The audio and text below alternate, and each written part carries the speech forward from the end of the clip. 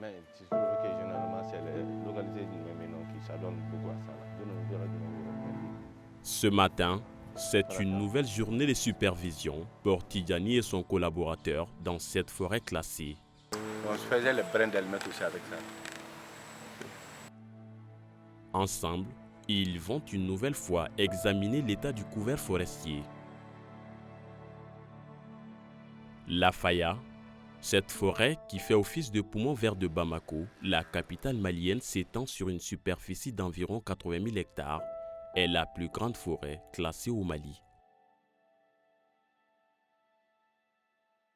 Située à 40 km de Bamako, elle a été mise en concession depuis 2013 dans le but d'être restaurée et également pour développer l'écotourisme. La sortie de l'équipe de supervision séjour confirme les obstacles qui entravent les initiatives de sauvegarde et de restauration qui ont été entreprises. Dans les parages, nous remarquons la présence d'exploitants à travers des bruits des haches. Après des minutes de recherche, les voilà en face d'autres chargés de bois qu'ils viennent de couper dans la forêt. Ça, c'est du bois qu'il a coupé, du bois vert qu'il a coupé. Ça, c'est du bois vert. Presque au quotidien, des arbres sont abattus sans autorisation. Une situation devenue un casse-tête pour la société en charge de sa gestion. Nous, on est confrontés à 3 types de problèmes qui sont de nature différente. Le premier problème, c'est le fait que les textes législatifs et réglementaires qui doivent être appliqués à l'intérieur d'une forêt pour arriver à assainir complètement toutes les formes d'agression, ces textes ne sont pas appliqués à hauteur de souhait. Ça, c'est un véritable problème. Le second problème est qu'il y a des populations allogènes, c'est-à-dire des gens qui sont venus d'ailleurs et qui s'adonnent à cette pratique. Ajouté à des populations autochtones, c'est des coups durs parce qu'il y a des populations qui, selon eux, n'ont pas d'autre métier que d'aller vers l'exploitation. Le troisième élément, c'est que quand l'État donne en concession, souvent vous allez voir que l'État même n'intervient pas trop. C'est-à-dire l'État, à travers la Direction nationale des eaux et forêts, souvent il y a certains agents qui pensent réellement que ça a été déjà donné à un privé, on se retire. Ça veut dire que notre part de responsabilité, les missions régaliennes auxquelles nous sommes appelés à assumer, ne sont pas assurés à hauteur de souhait.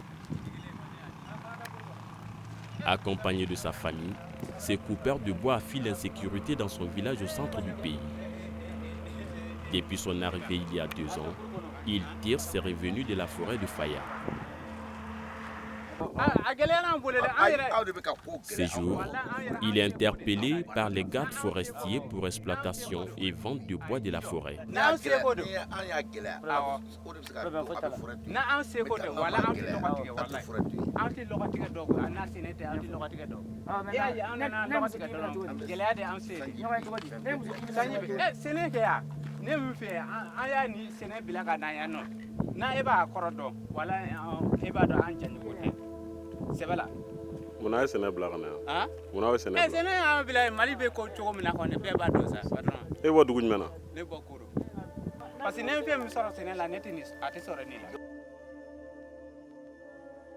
Au poste de contrôle de Kassela, M. Koulibaly vient répondre aujourd'hui à sa convocation. Quelques jours plus tôt, il avait été interpellé dans la forêt faisant de la carbonisation. Une violation en plus de l'exploitation de planches chevrons, la coupe des arbres comestibles et l'abattage clandestin. La peine encourue est de 3 mois à 2 ans d'emprisonnement et d'une amende de 5 000 à 500 000 francs CFA, selon l'article 31 de la loi relative à la gestion des ressources du domaine forestier national. Ni nin waati tɛ musow kɔni bɛ datigɛ mais baarakɛcogo t'u bolo an ka ji ka jan an ka ji ka jan nakɔ dɔ kuma an bolo a muso bɛɛ dɛsɛra an ka ji ka jan a foyi tɛ sɔrɔ kɔlɔn 4 de b'a kɔnɔ a bɛɛ jara foyi tɛ wa fɔbaliya tɛ dɛ i ye ka min kɛ nin gɛrɛnw fɛ siɲɛ 1 tɛ 2 tɛ k'u bɛ dɛmɛ kɛ dɔw taara an bɛ jiri tigɛ kun jumɛn na an ko an b'a tigɛ dɛsɛ la ko o mana n'i ye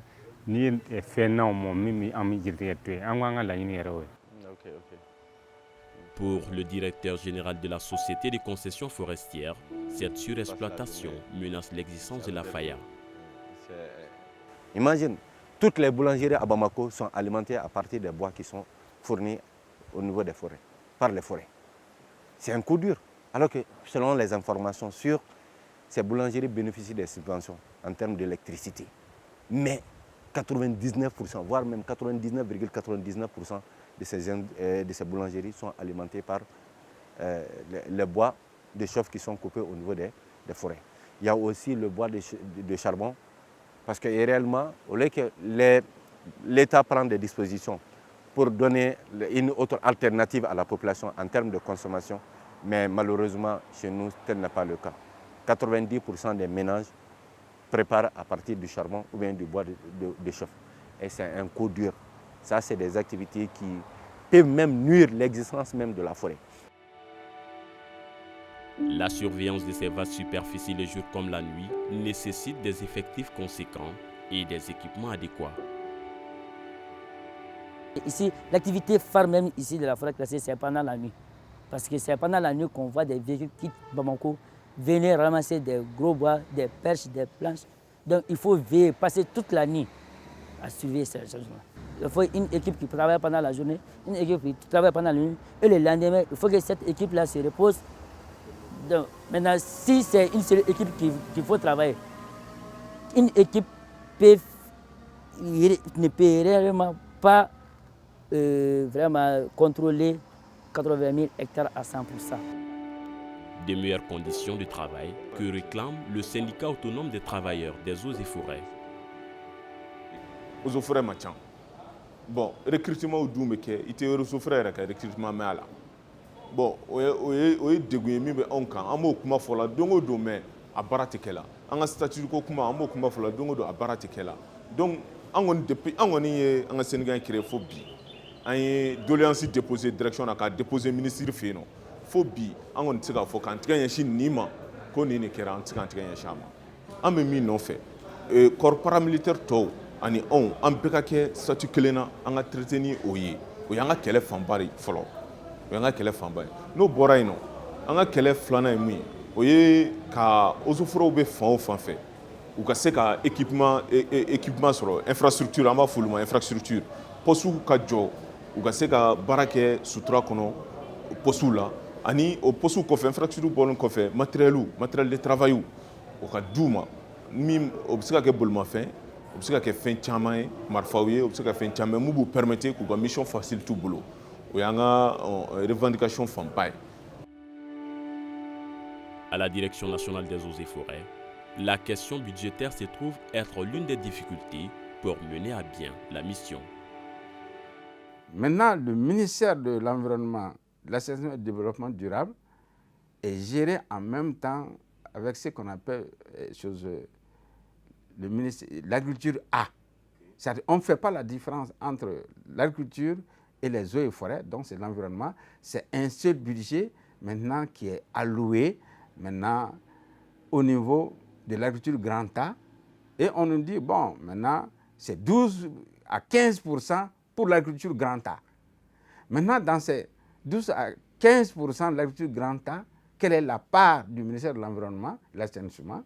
Bon, maintenant, cette part est très peu. Moi, je vais vous dire un pourcentage qui est alloué maintenant, en un mot, aux deux ministères. Et dans ces 15% de l'agriculture, certainement, l'environnement a environ 2 ou 3%. Pour faire fonctionner même maintenant les différents niveaux, depuis le département à la direction nationale, aux directions régionales, au cantonnement et au poste des eaux et forêts. En 2020, le budget spécial d'investissement alloué au secteur de la foresterie s'élevait à plus de 2 milliards de francs CFA. Un budget insuffisant pour gérer ces secteurs, où bien de défis restent à relever. Face à la forte pression de l'urbanisation, l'exode des populations des zones de conflit et d'autres actions humaines, la Faya nécessite aujourd'hui un traitement de fond pour être préservée contre le changement climatique.